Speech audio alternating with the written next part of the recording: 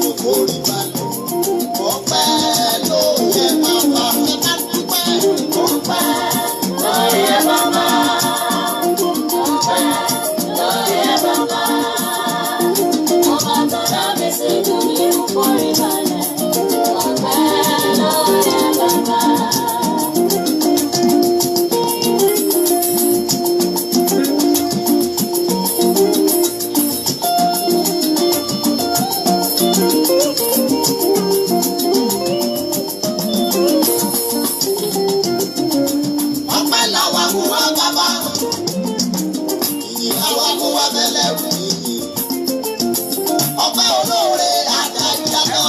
Ẹni bá dúpẹ́ oore àná àgbà mi. A gbọ́dọ̀ dúpẹ́ lọ́wọ́ ẹ̀. Ẹwọ́ bọ̀pẹ́ mi yòó bàbá dàkú yé. Ọpẹ́ ló yẹ bàbá. Ọpẹ́ ló yẹ bàbá. Ọba tó dá mi sí jù ní mú forí balẹ̀. Ọpẹ́ ló yẹ bàbá. Bí mo bá lọ bí wọ́n gbé kọ́sọ́ lọ́rùn wa. Má lọ síbẹ̀ lọ́rùn wọn lọ́wọ́. Bí mo bá mọ̀rú ẹran tọ́lọ́run wá ń jẹ, bàmúra lálẹ́. Bàbá gbọ́dọ̀ mi ti fa wẹ́wù wọlé. Báwo ni ìgbóná fẹ́ràn ọlọ́run lò? Ṣùgbọ́n aṣọ ọlọ́run wá ní ìdọ̀tí. Bẹ́ẹ̀ lọ́lọ́run wá ní ìjẹran. Ẹ̀bùn ọpẹ́ lọ́lọ́run fẹ́. Orin ọpẹ́ lọ́lọ́run fẹ́.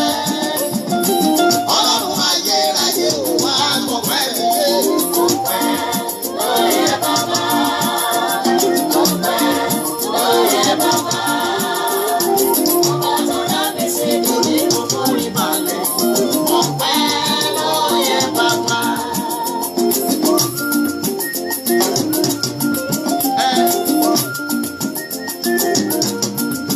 Ẹ máa jó, ẹ máa dúpẹ́ lọ́wọ́ ẹ̀. Ẹ máa bá mi share program yẹn. God bless you everybody. Yeah. Ìfẹ́lá, ìfẹ́lá ni. Ìfẹ́lá, ìfẹ́lá ni. Ọba tó gbé mi ga lójú aláròkè ènìyàn. Ọba tó gbé mi ga lójú aláròkè ìdílé. Ó máa ṣe o.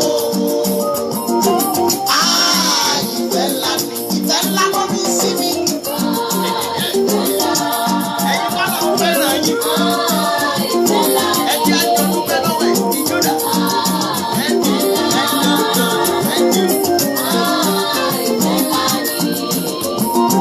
Ọba tó gbé mi ga lójú aláròkè ènìyàn. Ọba tó gbé mi ga lójú aláròkè ìdílé. Ó máa ṣe o. Ìfẹ́ ńlá ni. Ẹ máa bá mi share program yẹn báyìí. God bless you. Oore ọ̀fẹ́ jóore ọ̀fẹ́ lọ Jésù. Oore ọ̀fẹ́ jóore ọ̀fẹ́ lọ. Oore ọ̀fẹ́ jóore ọ̀fẹ́ lọ Kábì. Oore ọ̀fẹ́ jóore ọ̀fẹ́ lọ. Orí tó bá jẹ́ ká fi jóyí Jésù tèmi jù tiẹ̀ lọ. Oore ọ̀fẹ́ jóore ọ̀fẹ́ lọ. Ó yá ní ìdèjì àjọyọ̀. Oore ọ̀fẹ́ jóore ọ̀fẹ́ lọ.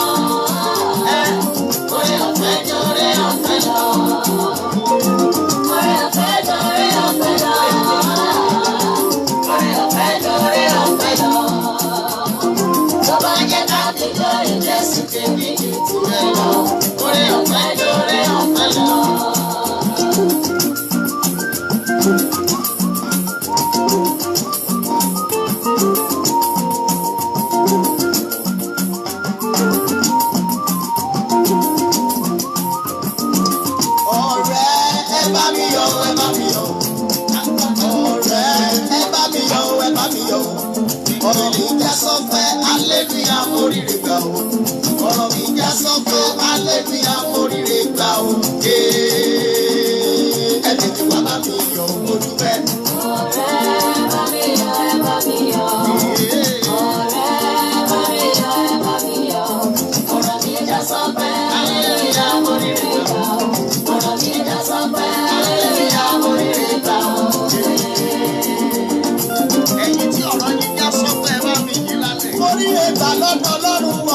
gbogbo àgbáyé. Mo ríre gbà lọ́dọ̀ Ọlọ́run bàbá lọ́lá. Ọlọ́run tó dúró tì mí lẹ́yìn o, alátìlẹ́yìn òtítọ́ mi. Bàbá tó tó gbogbo nínú ayé mi o, mo dúpẹ́. Ọ̀rọ̀ mi já sọ pé hallelujah mo ríre gbà o. Ọ̀rọ̀ mi já sọ pé hallelujah mo ríre gbà o. Mo dúpẹ́ ṣé mo dúpẹ́ dání. Ọ̀rẹ́ ayọ̀ ẹ̀ka mi yọ̀. Ọ̀rẹ́ bá mi yọ̀ ẹ̀ bá mi yọ̀. Ọ̀rọ̀ mi já sọ pé hallelujah mo ríre gbà o. Ọ̀rọ̀ mi já sọ pé hallelujah mo ríre gbà o.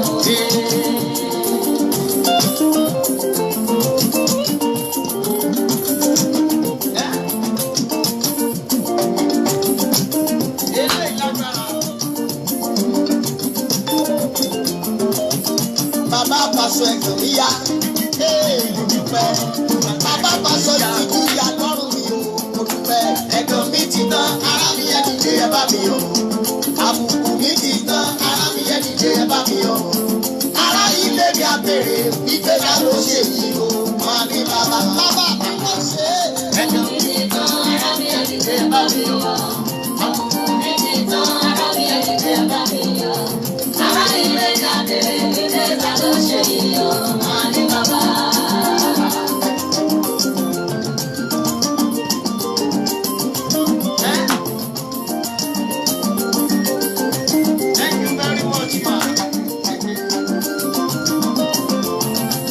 Ọkùnrin àbèrè, obìnrin àbèrè, ọmọdé àbèrè, máa ní bàbá. Wọ́n àbèrè, ọmọdé àbèrè, ọmọdé àbèrè, máa ní bàbá. Wọ́n àbèrè, wọ́n àbèrè, wọ́n àbèrè, máa ní bàbá. Gbogbo ènìyàn wọ́n àbèrè pé ta ló ṣe é o. Máa ní bàbá. Ẹ̀dọ̀ mi ti tán, ẹ̀dọ̀ mi ti tán, ara mi yẹ dìde ẹ bá mi yọ̀. Àbùkù mi ti tán, ara mi yẹ dìde ẹ bá mi yọ̀.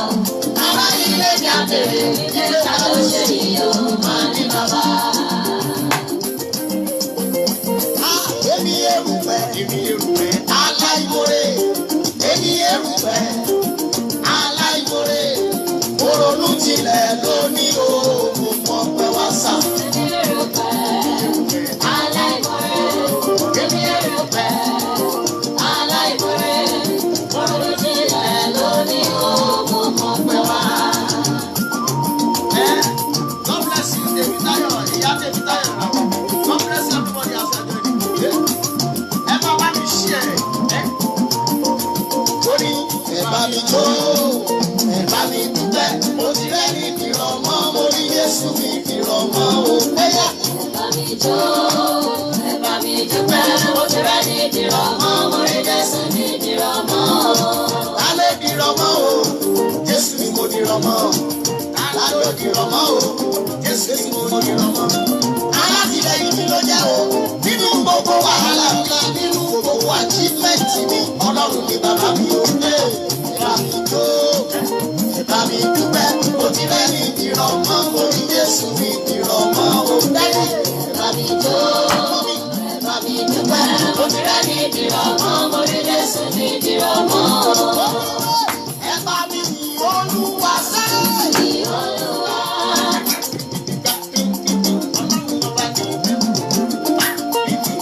Ẹ bá mi yìn Olúwa sẹ́yìn. Yìn Olúwa. Nítorí àbúrò ẹ̀ dúró lórí ilé wa gbòdò. Ó dá gbogbo wa sáyé. Ó sọ wá lọ́mọ ìgbàlà. Yìn Olúwa. Ẹ bá mi yìn Olúwa. Yìn Olúwa. Ẹ bá mi yìn Olúwa. Yìn Olúwa. Nítorí àbúrò ẹ̀ dúró lórí ilé wa gbogbo. Ó dá gbogbo wa sáyé. Ó sọ wá lọ́mọ ìgbàlà. Yìn Olúwa.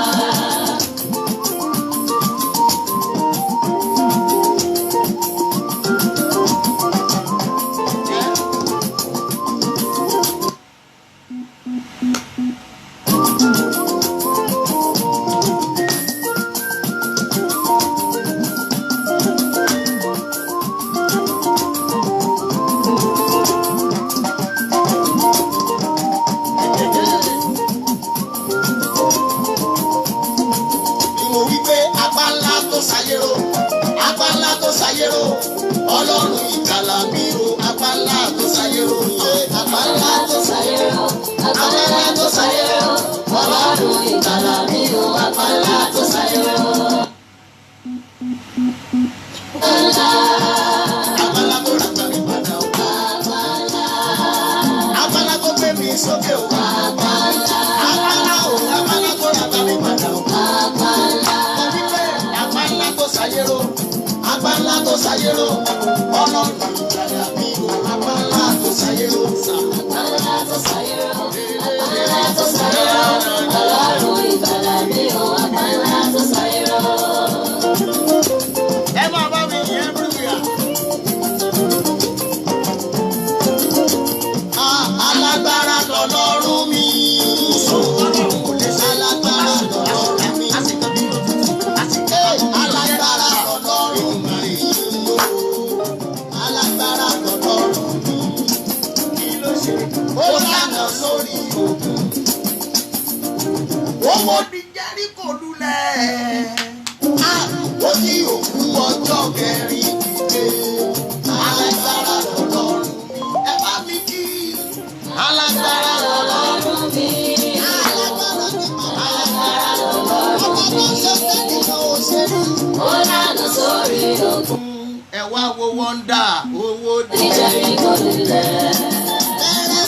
Ó ní òkú ọjọ́ kẹrin dìde. Alágbára lọ́lọ́run mi. Olùràpadà ìwọ ló gbà mí lọ́wọ́ ìnira òṣè. Olùràpadà ìwọ ló gbà mí lọ́wọ́ ìnira ìdílé. Olùràpadà ìwọ ló gbà mí lọ́wọ́ ìnira òṣè. Olùràpadà ìwọ ló gbà mí lọ́wọ́ ìnira òṣè. Olùràpadà ìwọ ló gbà mí lọ́wọ́ ìnira òṣè.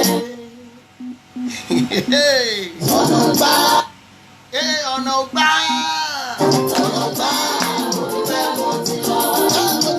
Ọ̀nà ògbà. Ọ̀nà ògbà mo dúpẹ́ mo ti lọ. Gbogbo mi ṣáàlò padà. Bọ̀ wá sílé o, bọ̀ wá sílé. Ayọ̀ mi ṣáàlò padà. Bọ̀ wá sílé o, bọ̀ wá sílé. Bọ̀ wá sílé, bọ̀ wá sílé, bọ̀ wá sílé mi padà. Gbogbo mi ṣáàlò padà. Bọ̀ wá sílé o, bọ̀ wá sílé. Ẹni kò padà wá. Ṣáàkó padà. Bọ̀ wá sílé o, bọ̀ wá sílé. Ayọ̀ mi ṣáàkó padà. Bọ̀ wá sílé o, bọ̀ wá sílé. Bọ̀ wá sílé, bọ̀ wá sílé, bọ̀ wá sílé mi padà.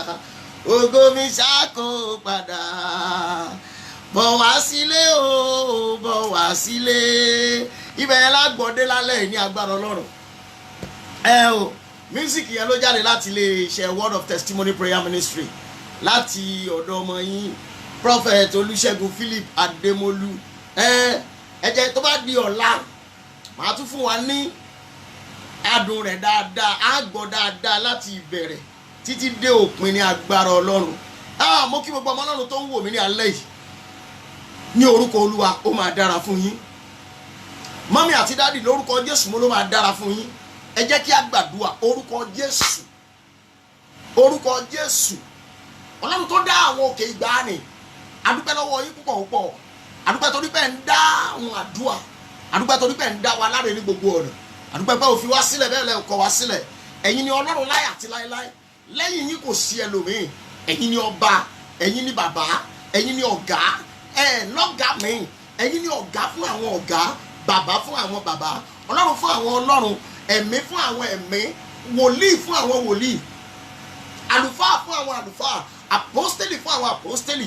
Ọlọ́run tó ga jùlọ, Ọlọ́run tí gbogbo ẹ̀dá forí balẹ̀ fún, ìṣẹ̀dá lórúkọ Jésù ẹ gba ọpẹ́ wa, ẹ̀mí mímọ́ ẹ gba ìyìn wa, ògo ni fọ́lọ́run lókè ọ̀run.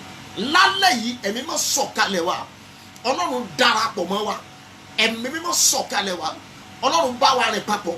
Ohun gbogbo táwọn ṣe lálẹ́ yìí bí àwọn èèyàn ti ń wò mí tí wọ́n dẹ̀ ń táìpù àmì lórúkọ Jésù Kristi, ó yá mo ní kẹ́ ẹ ní testimony lálẹ́ kí ẹ̀mí mọ́ kó bá ayé yín pàdé.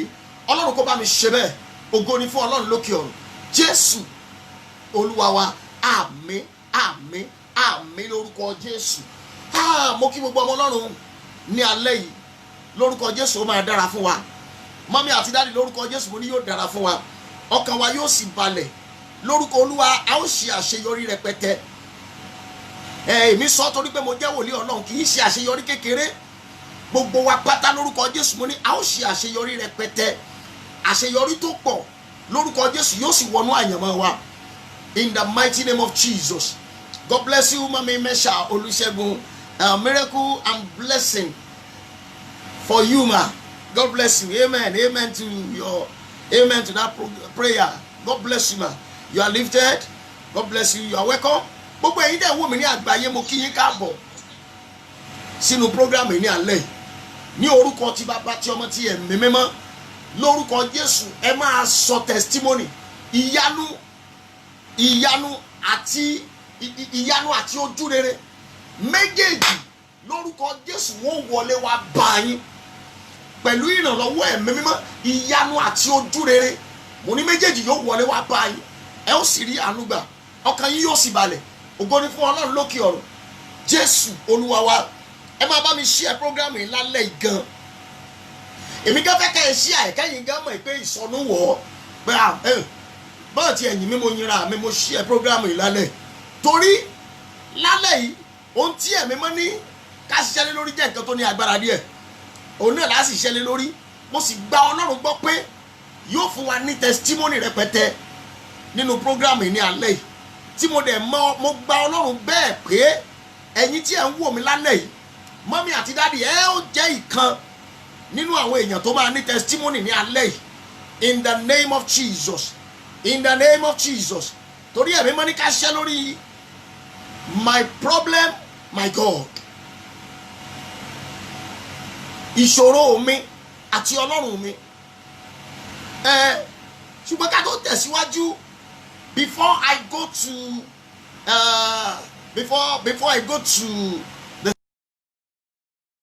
to the sermon proper, I want us to pray a little.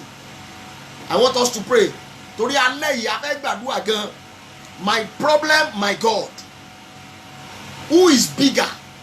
Ta ló tóbi jù nínú ìṣòro rẹ àti Ọlọ́run rẹ?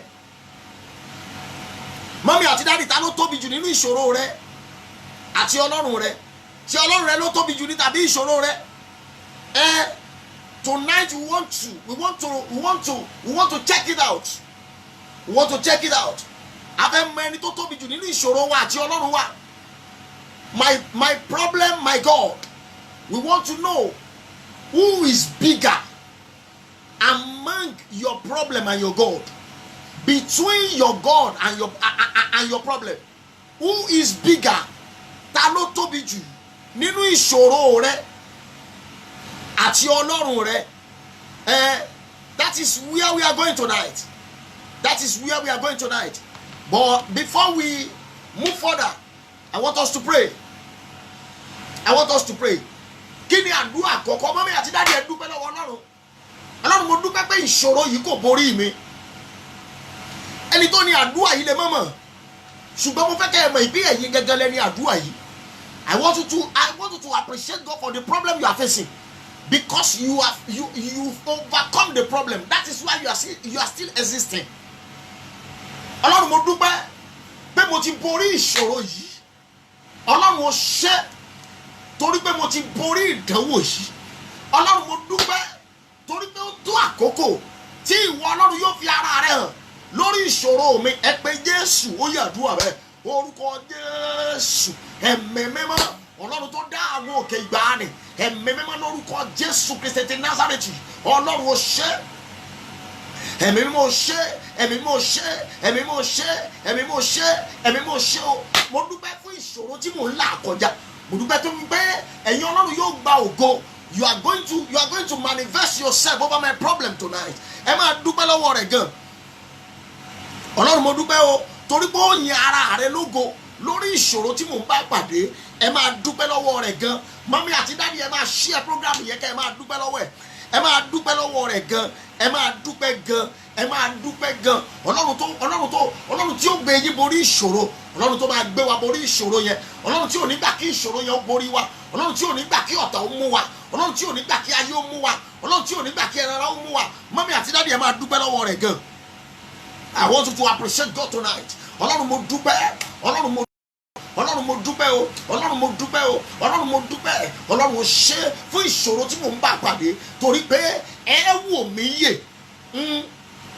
Mọ́mí ẹ máa dúpẹ́ lọ́wọ́ rẹ̀ torí pé ẹ ń wò mí yè nínú ìṣòro yìí. Mọ́mí àti dádì ẹ máa dúpẹ́ lọ́wọ́ rẹ̀ gan. ọlọ́run mo ṣe, ẹ̀mí mọ́ mo dúpẹ́ lọ́wọ́ rẹ̀. ọlọ́run mo dúpẹ́ o, ọlọ́run mo dúpẹ́ o fún ìlàkọjá mi. ọlọ́run mo dúpẹ́ fún ibi tí mo dé lónìí. ọlọ́run mo dúpẹ́ fún ibi tẹ́ ẹ̀ mú mi lọ. ọlọ́run mo ṣe o. Mọ́mí àti dádì ẹ máa bá mi share program yẹn, ẹ máa bá mi share, kẹ́yìn náà wá máa dúpẹ́ torí pé ẹ̀yin lẹ́ borí ìṣòro yẹn, ìṣòro yẹn kò ní borí wa. ẹ máa dúpẹ́ lọ́wọ́ rẹ̀ gan. I want you to appreciate God tonight.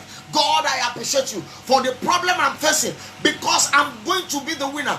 I'm going to overcome the problem. I'm going to overcome the problem because you are bigger than my problem and I'm inside you. You are inside me. So I am bigger than that problem. Ẹ máa dúpẹ́ lọ́wọ́ rẹ̀. God, I appreciate you tonight. Ọlọ́run ó ṣe, ọlọ́run ó ṣe o, ọlọ́run ó ṣe torí pé èmi ni màá borí ìṣòro náà. ẹ máa dúpẹ́ lọ́wọ́ rẹ̀ gan. Mọ́mí ẹ máa dúpẹ́, dádì ẹ máa dúpẹ́, mọ́mí ẹ máa dúpẹ́ o, dádì ẹ máa dúpẹ́ torí pé ẹ̀yin lẹ́ borí ẹ̀. Mọ́mí dádì ẹ máa dúpẹ́ torí pé ẹ̀yin lẹ́ máa borí ìṣòro yẹn. ẹ máa dúpẹ́ lọ́wọ́ rẹ̀ gan. ẹ máa dúpẹ́ lọ́wọ́ rẹ̀. ọlọ́run ó ṣe torí pé èmi ni màá borí ẹ̀. ọlọ́run ògo ni fún ọ.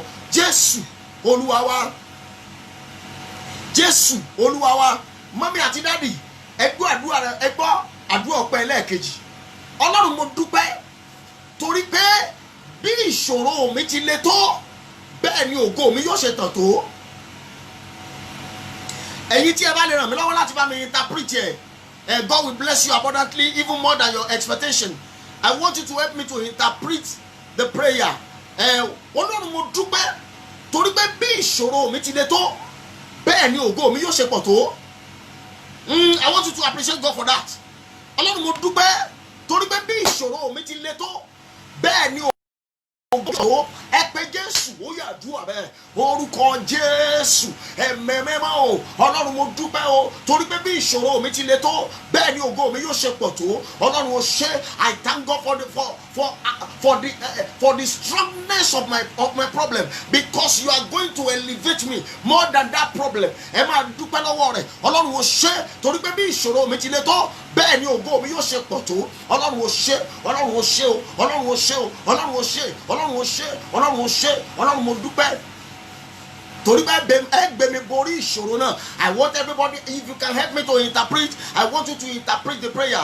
ọlọ́run ó ṣe torí bá ẹ gbé mi borí ìṣòro náà. ọlọ́run mo dúpẹ́ lọ́wọ́ rẹ torí bá ẹ gbé mi borí wàhálà náà. ọlọ́run ó ṣeun o, ẹ̀mí mo ṣeun o torí bá ẹ gbé mi borí ìṣòro náà. ọlọ́run ó ṣe torí bá ẹ gbé mi borí wàhálà náà. ẹ̀mí mo dúpẹ́ lọ́wọ́ rẹ gan. ọlọ́run mo ṣe ọlọ́ba. ọlọ́run mo dúpẹ́ lọ́wọ́ rẹ gan. ọlọ́run ó ṣe ẹni alágbára Jákọ́bù. ọlọ́run mo dúpẹ́ níbi tẹ́ ẹ ràn mí lọ́wọ́ dé. ọlọ́run mo dúpẹ́ fún ibi tẹ́ ẹ mú mi lọ. ọlọ́run mo dúpẹ́ fún tẹ́ ó padà ṣe. ẹ̀mí mo ṣe o. Jésù Olúwa wa, Jésù Olúwa wa. ẹ gbọ́ àdúrà ẹlẹ́ẹ̀kẹta. Mọ́mí dádì ẹ gbọ́ bẹ́ẹ̀ ṣe máa dú ọpẹ́ ẹlẹ́ẹ̀kẹta. ọlọ́run mo dúpẹ́ pé láti ìsinsìnyí lọ ibi tí ìṣòro dá mi dúró sí ibẹ̀ lẹ́ ó ti catapult mi sínú ìyanu. I want you, oh my God, if I can see those that can help me to interpret, I would love that. I would love that. Níbi tí ìṣòro dá mi dúró sí níbẹ̀ lẹ́ ti gbé mi wọnú ìyanu. Torí pé ibi tí ìṣòro dá Joseph dúró sí ibẹ̀ ló gbàdénú ìyanu. That is why I want you to pray. Ibẹ̀ ni màá gbàdénú ìyanu mi. ẹ pé Jésù ó yá àdúrà bẹ́ẹ̀. orúkọ Jésù ẹ̀mẹ́mẹ́mọ́ ọlọ́run ó ṣe torí pé ibi tí ìṣòro dá mi dúró sí ibẹ̀ ni màá gbàdénú ìyanu mi. ẹ̀mí mo ṣeun, ọlọ́run ó ṣe, ọlọ́run ó ṣe, ọlọ́run ó ṣe, ọlọ́run ó ṣe o, ọlọ́run gbọ́ pẹ́, ọlọ́run gbà yìí. Mo dúpẹ́ lọ́wọ́ rẹ torí pé ibi tí ìṣòro mi dá mi dúró sí ibẹ̀ ni màá gbà dénú ìyanu. Ibi tí ìnira mi dá mi dúró sí, ibẹ̀ ni màá gbà dénú ògo. Ibi tí ìṣòro mi dá mi dúró sí, ibẹ̀ ni màá gbà dénú ògo. Ibẹ̀ ni màá gbà dénú àṣeyọrí. Ibẹ̀ ni màá gbà dénú ìbùkún mi. I want you to help me to interpret the prayer. I want you to share the program powerfully tonight. Ẹ máa share program yẹn. Ọlọ́run ó ṣe. Torí pé ibi tí ìṣòro mi dá mi dúró sí, ibẹ̀ ni màá gbà dénú ògo. Ibẹ̀ ni màá gbà dénú ìyanu. Ibẹ̀ ni màá gbà dénú àṣeyọrí. Ọlọ́run ó ṣe o. Ọlọ́run ó ṣe o. Ọlọ́run ó ṣe o. Ọlọ́run ó ṣe o. Ọlọ́run ó ṣe o. Ọlọ́run ó ṣe o. Ọlọ́run ó ṣe o. Ẹ̀mí mo ṣe o. Ọlọ́run gbọpẹ́. Ọlọ́run gbà yìí. Ọlọ́run gbọpẹ́.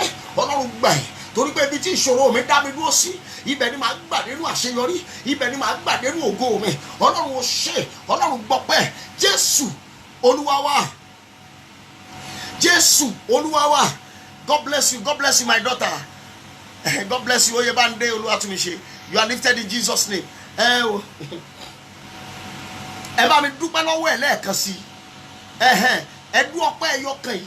Ọlọ́run mo dúpẹ́. Torí pé ibi gíga ni màá parí ìrìn àjò mi sí.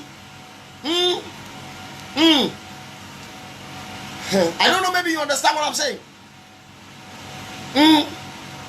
Ọlọ́run mo dúpẹ́ torí pé ibi gíga ni màá parí ìrìn àjò mi sí. Mi ò ní parí ẹ̀ sínú ogun, màá lọ parí ẹ̀ sínú ògo. Ọlọ́run mo dúpẹ́ o torí pé ibi gíga ni màá parí ìrìn àjò mi sí. Ẹ pé Jésù ó yàdúrà bẹ́ẹ̀. Orúkọ Jésù.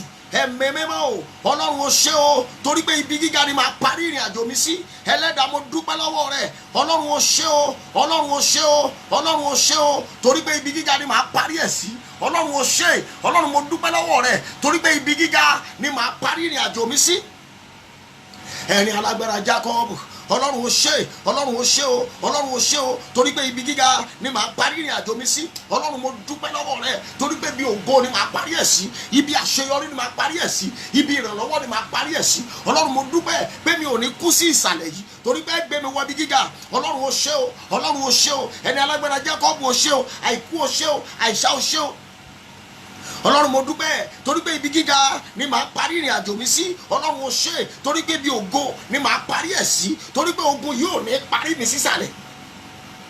Ọlọ́run ó ṣe torí pé ogun yóò ní parí mi sísàlẹ̀. Ogun yóò ní parí mi sísàlẹ̀. Ẹ̀mí mo ṣe o, Ọlọ́run mo dúpẹ́ lọ́wọ́ rẹ̀. Ọlọ́run ó mà ṣeun gan. Ẹ̀mí mo dúpẹ́ o torí pé ogun yóò ní parí mi sísàlẹ̀ torí pé ibi gíga ni màá parí ẹ̀ sí. Ẹlẹ́dàá ó ṣeun, olùràpadà, ẹni alágbára Jákọ́bù, gbòǹgbò ìdílé Jésè. Ọlọ́run ó ṣe o torí pé ibi gíga ni màá parí ẹ̀ sí. Ibi ògo ni màá parí ẹ̀ sí. Ibi àṣeyọrí ni màá parí ẹ̀ sí. Ẹlẹ́dàá ó ṣeun gan. Ẹ̀mí mo dúpẹ́.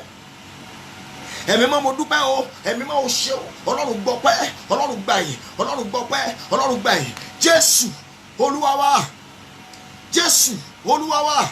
Mọ́mí àti dádì, àdúrà ẹyọ kan tó kù rèé o tá a fi dúpẹ́ lọ́wọ́ ẹ̀. Àdúrà ẹyọ kan tó kù rèé. Kí ni àdúrà náà? Ọlọ́run mo dúpẹ́ torí pé gbogbo ẹ̀gàn tí mo bá pàdé nínú ìrìn àjò ìṣòro yìí. Listen very well. Ọlọ́run mo dúpẹ́ pé gbogbo ẹ̀gàn tí mo bá pàdé nínú ìrìn àjò ìṣòro mi lẹ́sọ̀ di ògo mọ́ mi lọ́wọ́. I want everybody to pray that prayer. Mo fẹ́ kẹ́ gbàdúrà yìí báyìí. Ọlọ́run mo dúpẹ́ torí pé gbogbo ẹ̀gàn tí mo bá pàdé ní ìkóríta ìṣòro lẹ́sọ̀ di ògo mọ́ mi lára. If you can pray that prayer very well, if you can appreciate God for that, because nígbà tí God bless you everybody. Mo ti ní àwọn interpreter tó pọ̀ o. God bless you Olúwafúnkẹ́ Bashiru. Ẹ gbàdúrà yìí sà. Ọlọ́run mo dúpẹ́ o pé bí ẹ̀gàn mi ti pọ̀ tó bẹ́ẹ̀ ni ògo mi ó ti pọ̀ tó. Ọlọ́run mo dúpẹ́ pé bí ẹ̀gàn mi ti le tó bẹ́ẹ̀ ni ògo mi yóò ṣe pọ̀ tó. Ẹ dúpẹ́ lọ́wọ́ rẹ̀ lẹ́ẹ̀kan sí. Ọlọ́run ó ṣe o bí ẹ̀gàn mi ti pọ̀ tó ní kòríta ìṣòro yìí bẹ́ẹ̀ ni ògo mi yóò ṣe pọ̀ tó. Ẹ pé Jésù ó yàdúrà bẹ́ẹ̀. Orúkọ Jésù, ẹ̀mí mímọ́ o, Ọlọ́run ó ṣe o torí pé bí ẹ̀gàn mi ti pọ̀ tó bẹ́ẹ̀ ni ògo mi yóò ṣe pọ̀ tó. Ẹlẹ́dàá o ṣeun o, ẹni alágbára Jákọ́bù, gbòǹgbò ìdílé Jésè, Ọlọ́run mo dúpẹ́ lọ́wọ́ rẹ torí pé bí ẹ̀gàn mi ti pọ̀ tó, bẹ́ẹ̀ ni ògo mi yóò ṣe pọ̀ tó. Ẹ máa dúpẹ́ lọ́wọ́ rẹ wherever you are watching me. Ọlọ́run o ṣé o torí pé bí ẹ̀gàn mi ti pọ̀ tó, bẹ́ẹ̀ ni ògo mi yóò ṣe pọ̀ tó. Ọlọ́run o ṣé o, Ọlọ́run mo dúpẹ́, Ọlọ́run mo dúpẹ́, Ọlọ́run mo dúpẹ́, Ọlọ́run mo dúpẹ́, Ọlọ́run mo dúpẹ́, Ọlọ́run mo dúpẹ́ lórúkọ Jésù. Ọlọ́run o ṣé o torí pé bí ẹ̀gàn mi ti pọ̀ tó, bẹ́ẹ̀ ni ògo mi yóò ṣe pọ̀ tó. Mọ́mí àti dáàdì ẹ máa dúpẹ́ lọ́wọ́ rẹ̀ gan. I want you to appreciate God right now. I want you to appreciate God. Ẹ máa dúpẹ́ lọ́wọ́ rẹ̀. God, I thank you for all the reproach. Máa dúpẹ́ lọ́wọ́ rẹ̀. Oh God, I thank you for all the reproach I met. In the journey of my battle will become glory. Ẹ máa dúpẹ́ lọ́wọ́ rẹ̀ gan. Ọlọ́run o ṣé, Ọlọ́run o ṣé o, Ọlọ́run o ṣé o, Ọlọ́run o ṣé o, Ọlọ́run o ṣé o, Ọlọ́run o ṣé o. Bí ẹ̀gàn mi ti pọ̀ tó, ẹ ó sọ di ògo mọ́ mi lọ́wọ́. Bí ẹ̀gàn mi ti pọ̀ tó, ẹ ó sọ di ògo mọ́ mi lọ́wọ́. Ọlọ́run mo dúpẹ́ lọ́wọ́ rẹ̀. Ọlọ́run o máa ṣeun gan. Ẹlẹ́dàá ẹ máa ṣe o, olùràpadà ẹ ṣé o, ẹni alágbára Jákọ́bù ẹ ṣé o, gbòǹgbò ìdílé Jésè ẹ ṣé o. Ọ̀rọ̀ gbénú ọ̀run, ọ̀rọ̀ gbénú ayé, ọ̀rọ̀ gbénú ojú ọ̀rọ̀ àbí ìtì ọ̀gẹ̀dẹ̀. Ẹ̀mí máa ṣeun o, Ọlọ́run gbọ́ pẹ́, Ọlọ́run gbà ẹ̀, Ọlọ́run gbọ́ pẹ́, Ọlọ́run gbà ẹ̀, Ọlọ́run gbọ́ pẹ́, Ọlọ́run gbà ẹ̀, Ọlọ́run gbọ́ pẹ́, Ọlọ́run gbà ẹ̀. Jésù Olúwa wa, Jésù Olúwa wa. Ẹ tún dú ọpẹ́ ẹyọ kan sí, ẹ dú ọpẹ́ ẹyọ kan bí ẹ̀mí máa ti pè fún mi lọ́wọ́lọ́wọ́ báyìí. Bẹ́ẹ̀ láṣẹ dú ọpẹ́ yìí, and I want you to appreciate God. Ọlọ́run mo dúpẹ́ pé gbogbo àwọn tó rí ẹ̀gàn mi ni ó padà rí ògo mi. During my problem, during my encounter, gbogbo àwọn tó rí ẹ̀gàn mi, Ọlọ́run mo dúpẹ́ pé wọ́n padà rí ògo mi. Bí ẹ bá lè gbàdúrà inú mi á dùn gan. Ọlọ́run o ṣé o pé gbogbo àwọn tó rí ẹ̀gàn mi ni yóò padà rí ògo mi. Ẹ pé Jésù ó yá dùà orúkọ Jésù. Ẹ̀mí mímọ́ o, Ọlọ́run o ṣé torí pé gbogbo àwọn tó rí ògo mi, mọ́mí ẹ máa dúpẹ́ lọ́wọ́ rẹ̀ gan. Ọlọ́run o ṣé o torí pé gbogbo àwọn tó rí ẹ̀gàn mi ni yóò padà rí ògo mi. Ọlọ́run mo dúpẹ́, Ọlọ́run mo dúpẹ́ o, Ọlọ́run mo dúpẹ́ o torí pé gbogbo àwọn tó rí ẹ̀gàn mi ni yóò padà rí ògo mi. Ẹ̀mí mo ṣe, mọ́mí ẹ máa dúpẹ́ lọ́wọ́ ẹ̀, ẹ máa dúpẹ́ lọ́wọ́ ẹ̀, ẹ máa dúpẹ́ lọ́wọ́ ẹ̀, ẹ máa dúpẹ́ lọ́wọ́ ẹ̀, ẹ máa dúpẹ́ lọ́wọ́ ẹ̀. Ọlọ́run o ṣé o, Ọlọ́run o ṣé o, Ọlọ́run o ṣé o, Ọlọ́run o ṣé o. Gbogbo àwọn tó rí ẹ̀gàn mi ni yóò padà rí ògo. Ọlọ́run o ṣé, Ọlọ́run o ṣé o, Ọlọ́run o ṣé o torí pé gbogbo àwọn tó rí ẹ̀gàn mi ni yóò padà rí ògo mi. Ẹ̀mí mo gbọ́ pẹ́, Ọlọ́run mo dúpẹ́ lọ́wọ́ rẹ̀, Ọlọ́run o ṣé, mọ́mí ẹ máa dúpẹ́ lọ́wọ́ rẹ̀ gan. Ọlọ́run mo dúpẹ́ torí pé gbogbo àwọn tó rí ẹ̀gàn mi ni yóò padà rí ògo mi. Ọlọ́run o ṣé, Ọlọ́run gbọ́ pẹ́, Ọlọ́run gbà ẹ̀, Ọlọ́run mo dúpẹ́ o, Ọlọ́run mo dúpẹ́ o, Ọlọ́run mo dúpẹ́ o. Gbogbo àwọn tó rí ẹ̀gàn mi ni wọ́n padà rí ògo mi. Ọlọ́run o ṣé, Ọlọ́run o ṣé o, Ọlọ́run o ṣé o, Ọlọ́run o ṣé o, Ọlọ́run o ṣé o torí pé gbogbo àwọn tó rí ẹ̀gàn mi pátápátá ni wọ́n padà rí ògo lára mi, wọ́n padà rí àṣeyọrí lára mi, wọ́n padà rí ọlá rẹ lára mi. Ọlọ́run o ṣé, Ọlọ́run o ṣé. Jésù Olúwa wa, Jésù Olúwa wa. Mọ́mí àti dáàdì ẹ wá gbàdúrà. Gbogbo ẹ̀ṣẹ̀ tí mo ti bá pàdé nínú ìrìn àjò ìṣòro mi, gbogbo ẹ̀ṣẹ̀ tí mo ti dá, ẹ mọ̀ pé nínú ìlàkọjá tí ẹlòmíì rí ìlàkọjá tó le yóò ti sọ̀rọ̀ òdì sọ́lọ́run. Ẹlòmíì àti sọ nǹkan tí ò yẹ kó sọ sọ́lọ́dùmarè. Ẹlòmíì àti dẹ́ṣẹ̀ ibi tí ò yẹ kó koríbọ̀ ó ti koríbọ̀, ọ̀rọ̀ tí ò yẹ kó sọ ó ti sọ, ìwà tí ò yẹ kó wù ó ti wù. Ẹ wá bẹ Ọlọ́run gbogbo ẹ̀ṣẹ̀ mi, gbogbo ẹ̀ṣẹ̀ mi pátápátá,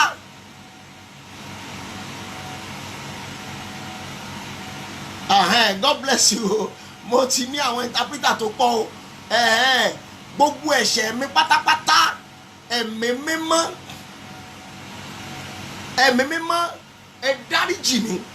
Gbogbo ẹ̀ṣẹ̀, gbogbo ẹ̀ṣẹ̀ tí mo ti ṣẹ̀ nínú ìlàkọjá mi, bóyá bí tí mo ti sọ̀rọ̀ òdì sí wọ Ọlọ́run, mo ti wọ bí tí ò yẹ kí n wọ̀, mo ti ṣe tí ò yẹ kí n ṣe, mo ti hùwà tí ò yẹ kí n hù gẹ́gẹ́ bí ọmọ rẹ. Gbogbo ìwé ẹ̀ṣẹ̀ mi pátápátá ẹ̀mí mímọ́ dáríjì mi lálẹ́ ẹ pé Jésù ó yá àdúrà orúkọ Jésù ẹ̀mí mímọ́ o Olúwa gbogbo ìwé ẹ̀ṣẹ̀ mi pátápátá ẹ̀mí mọ́ dáríjì mi ìṣẹ̀dá dáríjì mi ẹ̀mí mọ́ dáríjì mi Ọlọ́run dáríjì mi Ọlọ́run dáríjì mi Ọlọ́run dáríjì mi Ọlọ́run dáríjì mi Ọlọ́run dáríjì mi gbogbo ẹ̀ṣẹ̀ tí mo ti ṣẹ̀ èyí tó lè mú kí n kùnà ògo rẹ gbogbo ẹ̀ṣẹ̀ tí mo ti ṣẹ̀ èyí tó lè mú kí n kùnà ògo rẹ èyí tó lè mú kí Ọlọ́run má dá sí ìlàkọjá mi mọ́ ẹ̀mí mọ́ dáríjì mi lálẹ́ ìṣẹ̀dá dáríjì mi Ọlọ́run gbogbo ẹ̀dá ènìyàn Ọlọ́run àánú o Ọlọ́run àánú o Ọlọ́run àánú o ẹ dáríjì mi ìṣẹ̀dá ọ̀run àtayé ẹ dáríjì mi ẹ̀mí àwọn wòlíì ẹ dáríjì mi ìṣẹ̀dá ọ̀run àtayé ẹ dáríjì mi ẹ̀mí mẹ́ ẹ dáríjì mi ẹ̀mí mẹ́ ẹ dáríjì mi ẹ̀mí mẹ́ ẹ dáríjì mi ẹ̀mí mẹ́ ẹ dáríjì mi ìṣẹ̀dá ẹ dáríjì mi ẹ̀mí mẹ́ ẹ dáríjì mi gbogbo ìlàkọjá mi pátápátá gbogbo ẹ̀ṣẹ̀ tí mo ti ṣẹ̀ nínú ìlàkọjá mi èyí tó lè mú kí ìwọ Ọlọ́run má dáhùn àdúrà mi mọ́ ẹ̀mí mọ́ ẹ dáríjì mi ìṣẹ̀dá ẹ dáríjì mi ẹ̀mí mọ́ ẹ dáríjì mi ẹ̀mí mọ́ ẹ dáríjì mi ẹ̀mí mọ́ ẹ dáríjì mi ẹ̀mí mọ́ dáríjì mi fi àánú rẹ dáríjì mi Ọlọ́run fi àánú rẹ dáríjì mi ìṣẹ̀dá fi àánú rẹ dáríjì mi ẹ̀mí mímọ́ fi àánú rẹ dáríjì mi Jésù Olúwa wa Jésù Olúwa wa ẹ wá gbàdúrà yìí Olúwa jẹ́ kí n rí àánú gbà. I want everybody to pray this prayer. Please, for God Almighty's sake, as you are watching the program, I want you to share the program. Ẹ share lórí gbogbo groups tí ẹ bá belong sí. Ẹ share lórí àwọn pages tẹ́yìn náà ti ń wo gbogbo àwọn nǹkan lóríṣiríṣi. Ẹ̀yin náà ẹ kéde ìrere. I want you to use your data tonight to evangelize the gospel. Ẹ̀yin náà di evangelist nìyẹn. Ẹ ti di evangelist, ẹ ti di ajínrere. Ẹ ti di ajínrere. Ẹ ti di ajínrere bẹ́ẹ̀ yẹn. Ẹ wá gbàdúrà. Olúwa jẹ́ kí n rí àánú gbà. Jẹ́ kí n kàn rí àánú gbà. Ẹ mọ̀ pé ìlàkọjá tá à ń pè ní problem ó ti mú kí ẹlòmíì ó kú lójú ìlànà Ọlọ́run. Ẹ wá bẹ̀ Ọlọ́run jẹ́ kí n rí àánú gbà. Let me receive mercy. Ọlọ́run jẹ́ kí n rí àánú gbà. Ó ti lágbára lálẹ́ yìí o. Olúwa jẹ́ kí n rí àánú gbà lórí ìlàkọjá mi. Máa tètè bá wa sọ̀rọ̀ Ọlọ́run lálẹ́ tó ra máa gbàdúrà. Olúwa jẹ́ kí n rí àánú gbà. Gbogbo ọmọ Ọlọ́run, wherever you are watching me, I want you to pray right now. God, let me receive mercy. Jẹ́ kí n rí àánú gbà. Jẹ́ kí n rí àánú gbà. Ẹ pé Jésù ó yàdúrà bẹ́ẹ̀. Orúkọ Jésù. Ẹ̀mí mímọ́. Ọlọ́run mo bẹ̀ ọ́ ni. Ọlọ́run mo bẹ̀ ọ́ nínú àánú rẹ. Jẹ́ kí n rí àánú gbà. Ẹ̀mí mímọ́. Jẹ́ kí èmi Olúṣẹ́gun Philip Adémọ́lú jẹ́ kí n rí àánú gbà. Gbogbo ẹ̀yin dẹ̀ ń wò mí ẹ máa gbàdúrà yẹn. Ọlọ́run jẹ́ kí n rí àánú gbà. Ẹ̀mí mímọ́ o jẹ́ kí n rí àánú gbà lálẹ́ lórí ìlàkọjá mi, lórí ìlàkọjá mi, lórí gbogbo ìwà mi, lórí tí mò ń là kọjá, lórí ìṣòro mi. Ẹ̀mí mímọ́ jẹ́ kí n rí àánú gbà. Ẹ̀mí mímọ́ jẹ́ n rí àánú gbà. Ẹ̀mí mímọ́ jẹ́ n rí àánú gbà. Ẹ̀mí mímọ́ ẹ jẹ́ kí n rí àánú gbà lálẹ́ ìgangan ni mo bẹ̀ ọ́. Olódùmarè jẹ́ n rí àánú gbà. Ọlọ́run jẹ́ n rí àánú gbà. Jésù Olúwa wa, Jésù Olúwa wa, ẹ gbàdúrà yìí o, ẹ tún àdúrà yẹn gbà. The reason why tí mo fi ní ká béèrè fún àánú, the reason why I said you should ask for mercy. Ìlàkọjá yẹn, that problem you are facing, tí àánú bá fi lè ṣiṣẹ́ lé lórí, tí àánú bá fi lè dá sí ìlàkọjá yẹn, mọ́mì, bóyá ọdún bóyá èèyàn fẹ́ là kọjá fún bíi 20 years, àánú lè dínkù sí 3 years, àánú lè dínkù sí 4 years, àánú lè dínkù sí 10 years. Ó dẹ̀ ní iye ọdún, ó ní iye ọdún téèyàn gbọ́dọ̀ lò ń bẹ̀. Torí gbogbo ìlàkọjá ló ní déètì. Ẹ wo àwọn oògùn tá à ń rà yẹn, ó ní expiring date, ó ní manufacturing date, oníjọ́ tí wọ́n manufacture rẹ̀, oníjọ́ tí ó parí. Ibi ilẹ̀ tí wàá gbàdúrà, Olúwa lórí ìlàkọjá mi, all my encounter, all my problem, let me receive mercy. Over all my persecution, over all my problem, let me receive mercy. I want you to pray this prayer tonight. I want you to pray that prayer. Ọlọ́run jẹ́ ìràánú gbà lórí ìlàkọjá mi lálẹ́ àdúrà rẹ̀ orúkọ Jésù ẹ̀mí mímọ́. Ọlọ́run jẹ́ kí n rí àánú gbà lórí ìlàkọjá mi lálẹ́ gẹ́gẹ́gẹ́gẹ́. Ẹ̀mí mímọ́ jẹ́ ìràánú gbà, jẹ́ kí n rí àánú gbà, jẹ́ kí n rí àánú gbà, jẹ́ kí n rí àánú gbà lórí ìlàkọjá mi, lórí ayé mi, lórí iṣẹ́ mi, lórí ìlàkọjá mi, lórí ìṣòro tí mò ń bá pàdé. Ẹ̀mí mímọ́ jẹ́ kí n rí àánú gbà, ẹ jẹ́ n rí àánú gbà. Ẹ̀mí mímọ́ ẹ jẹ́ n rí àánú gbà. Ìṣẹ̀dá ọ̀run ẹ jẹ́ n rí àánú gbà. Ọlọ́run Olódùmarè ẹ jẹ́ n rí àánú gbà. Ọlọ́run tó láyé àtọ̀run ẹ jẹ́ n rí àánú gbà. Ìṣẹ̀dá ọ̀run àtayé ẹ jẹ́ kí n rí àánú gbà, ẹ jẹ́ kí n rí àánú gbà. Ẹ̀mí mímọ́ o, ẹ jẹ́ kí n rí àánú gbà, ẹ jẹ́ kí n rí àánú gbà. Ẹ̀mí mímọ́ ẹ jẹ́ kí n rí àánú gbà. Ẹ̀mí mímọ́ o, ẹ jẹ́ kí n rí àánú gbà lórí ìlàkọjá mi, lórí ìdojúkọ mi. Ẹ̀mí mímọ́ jẹ́ kí n rí àánú gbà. Ẹ gbàdúrà yìí gbogbo ẹ̀dá tó ń wò mí, ẹ gbàdúrà yìí. Àdúrà ló ń gba agbára kọ́. Ẹ̀mí mímọ́ ẹ jẹ́ kí n rí àánú gbà lórí ìlàkọjá mi, lórí ìlàkọjá mi, lórí ìṣòro mi. Jẹ́ kí n rí àánú gbà. Jésù Olúwa wa, Jésù Olúwa wa. Ẹ máa táìpù àmì o, àjọ ń gbàdúrà ní o, àjọ ń gbàdúrà ní, ẹ máa táìpù àmì o. Èmi ni àti wà nù ṣọ́ọ̀ṣì báyìí, gbogbo àti wà nù chọ́ọ̀chì, èmi ni pásítọ̀, ẹ̀yin lọ́mọ ìjọ, mo sì ní àwọn interpreter. So ẹ máa táìpù àmì Jésù Olúwa wa, àmín. Torí àmì ni ìdáhùn àdúrà. Téèyàn bá ti fi àmì sórí àdúrà, èèyàn ò rí àmì. God bless you ma. Téèyàn bá ti fi àmì sórí àdúrà, èèyàn ò rí àmì. So tó o bá ti wá ṣe àmì, àmì ló máa tẹ̀lé. After your amen there will be signs. As there will be signs and wonders. Àmì àti ìyanu yóò tẹ̀lé. Ẹ tuntun àmì yẹn táìpù dáadáa tẹ́ bá wà ńbẹ̀. Jésù Olúwa wa, àmín. Ẹ wá gbàdúrà yìí. Olúwa, agbára tí ìṣòro mi ní tó fi ń jọba lé mi lórí. Ẹ gbọ́ mi dáadáa, ẹ̀yin interpreter mi o. Agbára tí ìṣòro mi ní tó fi ń jọba lé mi lórí. Ẹ̀mí mọ́ gba agbára lọ́wọ́ ẹ̀. Gba agbára lọ́wọ́ ìṣòro mi kó má jọba lé mi lórí mọ́. Agbára tí ìṣòro mi ní tó fi ń jọba lé mi lórí. Ẹ̀mí mímọ́ gbà kúrò lọ́wọ́ ẹ̀ lálẹ́ yìí. Ẹ má fi àdúrà yìí ṣeré o. Ẹ má fi àdúrà yìí ṣeré o. Agbára tí ìṣòro mi ní tó fi ń jọba lé mi lórí. Ẹ̀mí mímọ́ o, gba agbára yẹn kúrò lọ́wọ́ ẹ̀. Àdúrà dàbẹ́ orúkọ Jésù. Ẹ̀mí mímọ́ o, agbára tí ìṣòro mi ní tó fi ń jọba lé mi lórí. Ẹ̀mí mímọ́ gbà kúrò lọ́wọ́ ẹ̀. Ẹ̀mí mímọ́ gbà kúrò lọ́wọ́ ẹ̀. Ẹ gba agbára lọ́wọ́ ẹ̀. Ẹ gba agbára lọ́wọ́ ẹ̀. Ó ṣí ẹ̀mí mímọ́. Ẹ gba agbára lọ́wọ́ ẹ̀. Ẹ gba agbára lọ́wọ́ ẹ̀. Agbára tí ìṣòro mi ní tó fi ń jọba lórí ayé mi. Ẹ̀mí mímọ́ o, ẹ̀mí mímọ́ o, ẹ̀mí mímọ́ o. Ó yá gba agbára kúrò lọ́wọ́ ẹ̀.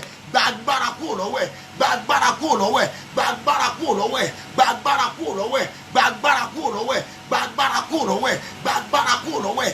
Agbára tí ìṣòro mi ní tó fi ń jọba lé mi lórí. Ẹ gbà á. Ẹ̀mí mímọ́ ẹ gbà kúrò lọ́wọ́ ẹ̀. Ẹ gbà kúrò lọ́wọ́ ẹ̀. Ẹ gbà kúrò lọ́wọ́ ẹ̀. Ẹ gbà kúrò lọ́wọ́ ẹ̀. Ẹ gbà kúrò lọ́wọ́ ẹ̀. Lálẹ́ ìgan ni sà. Agbára tí ìṣòro mi ní tó fi ń dí ẹ̀rín mi lọ́wọ́. Agbára tí ìṣòro mi ní tó fi ń dí ayé mi lọ́wọ́. Ẹ̀mí mímọ́ o, gbà kúrò lọ́wọ́ ẹ̀. Ẹ̀mí mímọ́ gbà kúrò lọ́wọ́ ẹ̀. ẹ̀mí mímọ́ gbà kúrò lọ́wọ́ ẹ̀ ẹ̀mí mímọ́ ẹ gbà kúrò lọ́wọ́ ẹ̀ agbára tí ìṣòro mi ní tó fi ń jọba lé mi lórí ẹ̀mí mímọ́ ẹ gbà agbára yẹn kúrò lọ́wọ́ ẹ̀ ẹ gbà kúrò lọ́wọ́ ẹ̀ ẹ gbà kúrò lọ́wọ́ ẹ̀ ẹ gbà kúrò lọ́wọ́ ẹ̀ lálẹ́ ìgangan ni ẹ gbà kúrò lọ́wọ́ ẹ̀ agbára tí ìṣòro mi ní tó fi ń pa mí lẹ́nu mọ́ tí ò jẹ́ lè sọ̀rọ̀ láwùjọ ẹ̀mí mímọ́ ẹ gbà kúrò lọ́wọ́ ẹ̀ ẹ gbà kúrò lọ́wọ́ ẹ̀ ẹ gbà kúrò lọ́wọ́ ẹ̀ agbára tí ìṣòro mi ní tí ò fi jẹ́ kọ́nà mi ó là agbára tí ìṣòro mi ní tí ò fi jẹ́ kí n bá ẹgbẹ́ pé ẹ̀mí mímọ́ ẹ gbà kúrò lọ́wọ́ ẹ̀ Jésù Olúwa wa mo kí wá pé ẹ kú àdúrà jèrè àdúrà Ọlọ́run mọ́mí àti dádì èmi àti yín máa jèrè àdúrà ẹ gbàdúrà ẹ gba ilé torí mo fẹ́ bá wa sọ̀rọ̀ Ọlọ́run mo fẹ́ bá wa sọ̀rọ̀ Ọlọ́run ó kù ìṣẹ́jú mẹ́fà péré tí aago 12 ó fi lù tó bá ti di aago 12 màá súre fún wa dáadáa màá wá bá wa sọ̀rọ̀ Ọlọ́run á wà fi àdúrà parí ẹ̀ mọ́mí àti dádì ẹ gbàdúrà yìí o ẹ pe Jésù èdìdí tó wà lọ́wọ́ ogun mi èdìdí tó wà lọ́wọ́ ẹ̀ tó fi ní agbára láti lè darí ayé mi ju ògo mi lọ èdìdí yẹn tábà tí ń wàásù máa tú àwọn ọ̀rọ̀ kan fún wa èdìdí the zeal or the staff of office àṣẹ tó ní the authority tí ìṣòro yẹn ní tó fi ń darí ayé mi gangan Ọlọ́run gbà lọ́wọ́ ẹ̀ ẹ má gbàgbé mo sọ pé agbára lẹ́ẹ̀kan ọ̀tọ̀ ní agbára ọ̀tọ̀ ní àṣẹ o there is difference between the power and the authority I will explain ẹlòmíì lè mọ̀ kú olójú kan ṣùgbọ́n ó ní àṣẹ burúkú authority and power they are positive and negative wire without negative wire positive wire cannot work láì sí agbára kò sí àṣẹ ẹni tó bá ti ní agbára ni ó ní àṣẹ ẹni tó bá ti ní àṣẹ ni ó ní agbára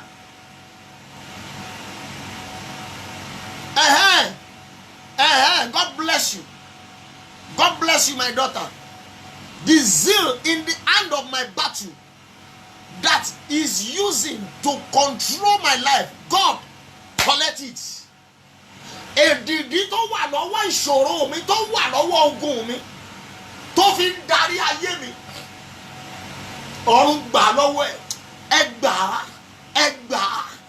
gbà lọ́wọ́ ẹ̀ ó yá àdúrà orúkọ Jésù ẹ̀mí mímọ́ èdìdí àti àṣẹ tó wà lọ́wọ́ ogun mi tó fi ń darí ayé mi agbára Calvary lórúkọ Jésù yẹ gbà lọ́wọ́ ẹ̀ èdìdí ọ̀run ẹ gbà lọ́wọ́ ẹ̀ agbára Calvary ẹ gbà lọ́wọ́ ẹ̀ ẹ gbà lọ́wọ́ ẹ̀ ẹ gbà lọ́wọ́ ẹ̀ ẹ gbà lọ́wọ́ ẹ̀ ẹ gbà lọ́wọ́ ẹ̀ ẹ gbà lọ́wọ́ ẹ̀ ẹ gbà lọ́wọ́ ẹ̀ ẹ gbà lọ́wọ́ ẹ̀ ẹ gbà lọ́wọ́ ẹ̀ ẹ gbà kúrò lọ́wọ́ ẹ̀ ẹ gbà kúrò lọ́wọ́ ẹ̀ ẹ gbà kúrò lọ́wọ́ ẹ̀ ẹ gbà kúrò lọ́wọ́ ẹ̀ Jésù Olúwa wa. God bless you everybody as you are joining us. As you are joining us, I want you to I want you to share the program. Ẹ máa bá mi share program yẹn lọ́wọ́lọ́wọ́. God bless you sir. God bless you ma. Ẹ máa share kẹ́yìn gán mọ̀ pé share program yìí lálẹ́. Torí Ọlọ́run fẹ́ lò yín fún ẹnìkan. Tí Ọlọ́run bá dẹ̀ lò yín fún ẹnìkan, yóò padà wá yanjú ọ̀rọ̀ tiyín. Ọlọ́run yóò yanjú ọ̀rọ̀ yín, yóò sì yanjú ọ̀rọ̀ ẹnìyẹn. It means the program you are watching tonight is going to be a connectivity. Yóò jẹ́ ìsopọ̀ to settle your problem, to settle your case and others, not you alone. Ẹ pé Jésù lẹ́ẹ̀kan tó Olúwa lálẹ́ ìgan tonight lálẹ́ ìgan Olúwa pa iná tí ogun dá tì mí, iná tí ogun mi dá tì mí, iná ogun tó ń jó mi, ẹ̀mí mímọ́ bomi pa. ẹni tó ní àdúrà yìí ò ní mọ̀, ẹni tó ní àdúrà yìí ò ní mọ̀. Iná tí ogun dá tì mí, iná ogun tó ń jó mi, ẹ̀mí mímọ́ bomi pa, ẹ̀mí mímọ́ bomi pa. Ẹ pé Jésù, ó yá àdúrà bẹ́ẹ̀, orúkọ Jésù. Ẹ̀mí mímọ́ o, iná ogun tó ń jó mi, ẹ̀mí mímọ́ bomi pa, bomi pa, bomi pa, bomi pa, bomi pa, bomi pa, bomi pa, bomi pa. Ẹ̀mí mímọ́ bomi pa, ẹ̀mí mímọ́ bomi pa, ẹ̀mí mímọ́ bomi pa. Iná ogun tó ń jó mi, iná ogun tí wọ́n dá tì mí, agbára Ọlọ́run o, ẹ bomi pa náà ní alẹ́ yìí. Ẹ bomi pa, ẹ bomi pa, ẹ bomi pa, ẹ bomi pa, ẹ bomi pa. Agbára Ọlọ́run o, ó yá bomi pa náà, bomi pa, bomi pa, bomi pa, bomi pa, bomi pa. Lórúkọ Jésù, ẹ̀mí mímọ́ bomi pa, agbára Ọlọ́run bomi pa, èdìdí ọ̀run bomi pa, agbára Ọlọ́run bomi pa, èdìdí ọ̀run bomi pa, agbára Ọlọ́run bomi pa, èdìdí ọ̀run bomi pa. Jésù Olúwa wa. Mo kí wa pé a kú àdúrà. Dádì àti mọ́mì lórúkọ Jésù ẹ jèrè àdúrà. Èmi àti yín a máa jèrè àdúrà. Quench the fire. The fire.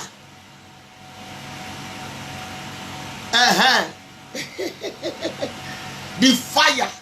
Ọ̀tọ̀ ni fire, ọ̀tọ̀ ni light. Ìmọ́lẹ̀ ni light. Àǹtí mi ti bá mi interpret mo kàwé díẹ̀.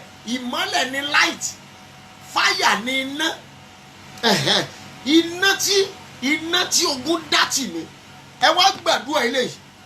Ẹ gbàdúrà eléyìí sà. Ẹnikẹ́ni má fi ṣeré. Àdúrà eléyìí náà lágbára. Ẹni tó ń dá iná ogun mi. Ẹni tó ń dá iná ogun mi, tó ń tún iná ogun mi dá. Ẹ̀mí mímọ́ ẹ fi iná ogun jó.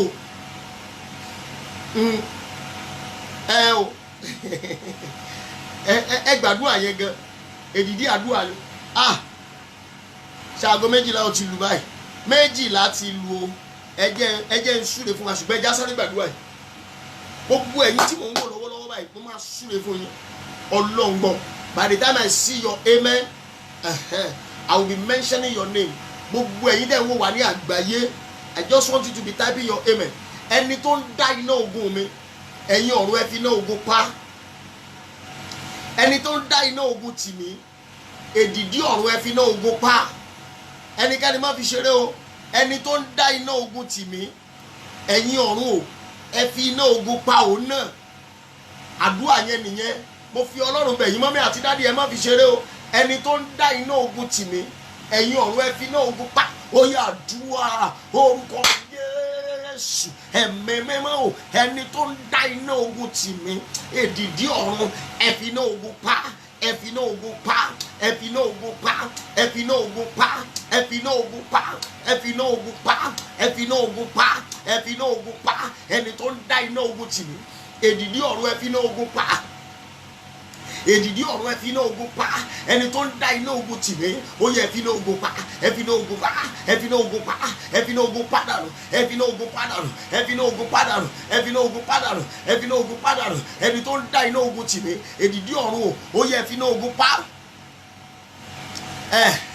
Ẹ̀mí mọ́ o, ó yẹ ẹ fi iná ogun pa onítọ̀hún. Ẹ fi iná ogun pa. Ẹ fi iná ogun pa. Ẹ fi iná ogun pa. Ẹ fi iná ogun pa. Ẹ fi iná ogun pa. Ẹ fi iná ogun pa. The fire of my battle, not the light. The fire of my battle. Ẹ̀mí máa fi iná ogun pa. Ẹ fi iná ogun pa onítọ̀hún. Ẹ fi iná ogun pa. Ẹni tó ń dá iná ogun tì mí, ẹ̀mí mímọ́ fi iná ogun pa. Jésù Olúwa wa. Àǹtí yẹn bá mi tún òyìnbó yẹn kọ. The fire of my battle ni the person rekindle. That is rekindle the fire of my battle. Tó ń tún iná dá. Of my battle. Holy Spirit, use the fire of that battle to kill him or her. mo pa ní àṣẹ ní orúkọ Olúwa gbogbo ẹ̀dá tó ń wò mí lọ́wọ́lọ́wọ́ láti ìsinsìnyí lọ mo rí ọmọ ìrí ọ ẹ gbọ́ lórúkọ Jésù ó yá ogun rẹ túká mọ́mí àti dádì pẹ̀lú àmì tó ń táìpù yìí sà lórúkọ Jésù mo ní ogun yín túká ohunkóhun tí wọ́n ń pè ní ìṣòro nínú ìrìn àjò yín ohun tẹ́ ẹ rí bí ìṣòro nínú ìlàkọjá yín nínú àyànmọ́ nínú ìdílé yín lórúkọ Jésù ó yá mo ní kó túká èmi sọ torí pé mo jẹ́ wòlíì Olódùmarè èmi sọ torí pé mo jẹ́ násìrì Ọlọ́run pẹ̀lú irin násìrì àti ẹ̀dìdì násìrì lórí mi lórúkọ Jésù iná ogun tí wọ́n dá fún yín lórúkọ Jésù ó yá ẹ̀mí mímọ́ pa ẹ̀mí mímọ́ kó paná ogun náà ìṣẹ̀dá kó paná ogun náà ẹ̀mí àwọn wòlíì kó paná ogun náà iná ogun tí wọ́n dá tì yín ó di àṣà ó di májẹ̀mú mo wọnú májẹ̀mú ìpè lọ láì foríbalẹ̀ fún Báálì mo sọ ẹni tó dáná ogun tì yín sà lórúkọ Jésù ó yá kí iná ogun pa àwọn àgbà Yorùbá wípé ẹni bá da ẹrú lé ẹrú tọ̀ ẹni dáná ogun tí èmi àti ẹ màmá bó ti táìpù àmì bàbá bó ti táìpù àmì lórúkọ Jésù mo ní kí iná ogun pa ọ̀rọ̀ jáde ó di àṣẹ ẹni dáná ogun tí ọkọ rẹ tó dáná ogun tí aya rẹ ẹni dáná ogun tí ìdílé rẹ ẹni dáná ogun tí ọkọ ọmọ tó dáná ogun tí aya ọmọ tó dáná ogun tí àwọn ọmọ rẹ lórúkọ Jésù kí iná ogun pa ẹni dáná ogun tí àyànmọ́ rẹ tó dáná ogun tí destiny rẹ ẹni dáná ogun tí business yẹ ẹni dáná ogun tí ministry rẹ lórúkọ Jésù mo ní kí iná ogun pa ọ̀rọ̀ jáde ó di àṣẹ ẹni dáná ogun tí tọkọtìyàwó yìí ẹni dáná ogun tí ìdílé yìí sà ẹni dáná ogun tí ìgbéyàwó yìí ẹni dáná ogun tí àárín ìwọ àtọkọ ẹni dáná ogun tí àárín ìwọ àtìyàwó rẹ ẹni dáná ogun tí àárín ìwọ àtọ̀gá rẹ ẹni dáná ogun tí àárín ìwọ àti aláàánú rẹ lórúkọ Jésù ó yá kí iná ogun pa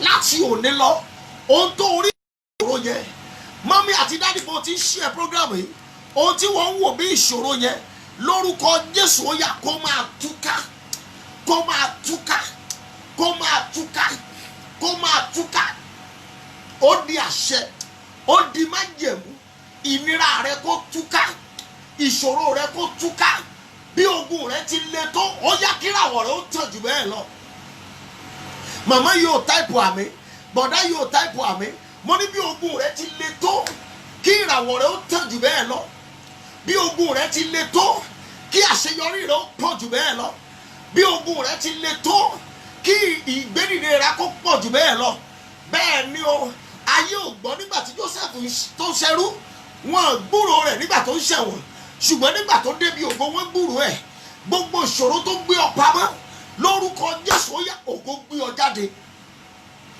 ogun ti gbé ọ pamọ́ tẹ́lẹ̀ màmá àti bàbá tó ń tẹ̀pù àmì màmá àti bàbá tó ń ṣàmì lọ́wọ́lọ́wọ́ ogun ti gbé ọ pamọ́ ti pẹ́ láti òní lọ ògo gbé ọ jáde ògo gbé yín jáde sà ògo gbé yín jáde mà ògo gbé yín jáde àǹtí ògo gbé yín jáde bọ̀dá ẹ̀gbọ́n ògo gbé ọ jáde àbúrò ògo gbé ọ jáde bàbá ògo gbé ọ jáde màmá ògo gbé ọ jáde láti ìsinsìnyí lọ bó o ṣe ń táìpù àmì yẹn lórúkọ Jésù Kristi ti Násárẹ́tì ẹ̀gàn rẹ yí padà ó di ògo mọ́ ọ lára ó yí padà ó di ògo mọ́ ọ lára ẹ̀gàn rẹ yí padà ó di ògo mọ́ ọ lára gbogbo ojú tó rí ẹ̀gàn rẹ láyé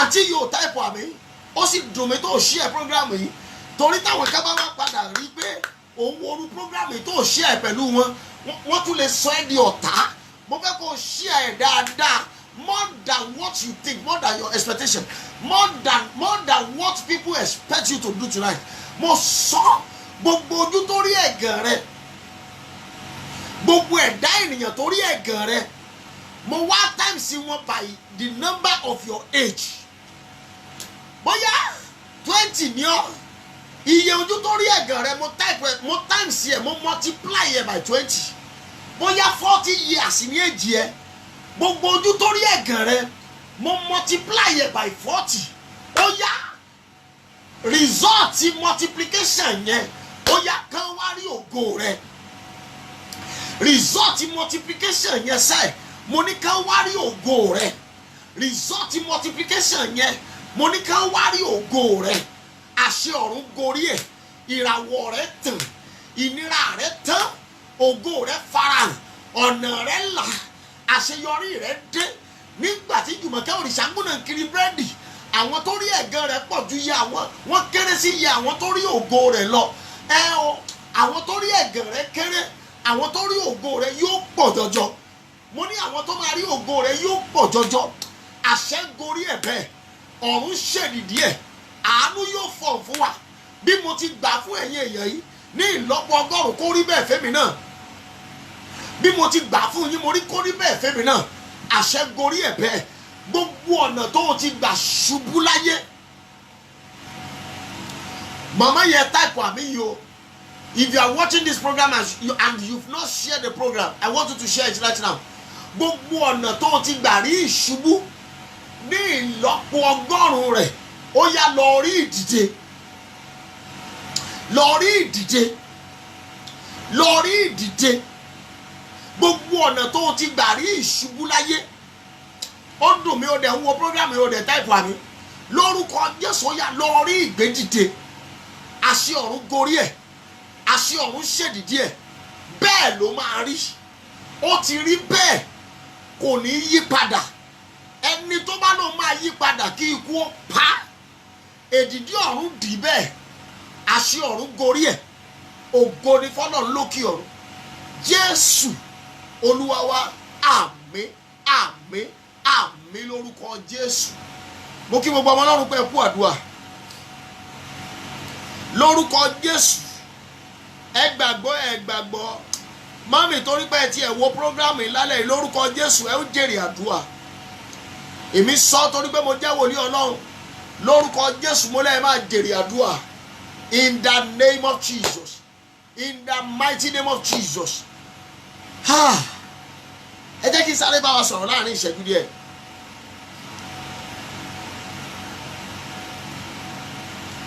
ẹ jẹ́ kí n bá wa sọ̀rọ̀ láàrin ìṣẹ́jú díẹ̀ mo wà nínú ìwé Gospel according to St. Luke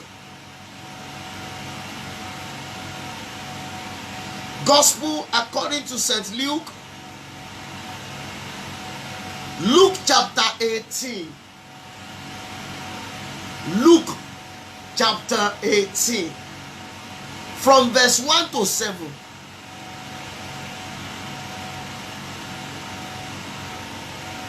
from verse 1 to 7 Luke chapter 18 from verse 1 to 7 the topic of our sermon tonight is your problem, my problem, my God. Your problem and your God. Jesus. My problem, my God. Your problem, your God. Now, let me read Luke chapter 18. God bless you, man.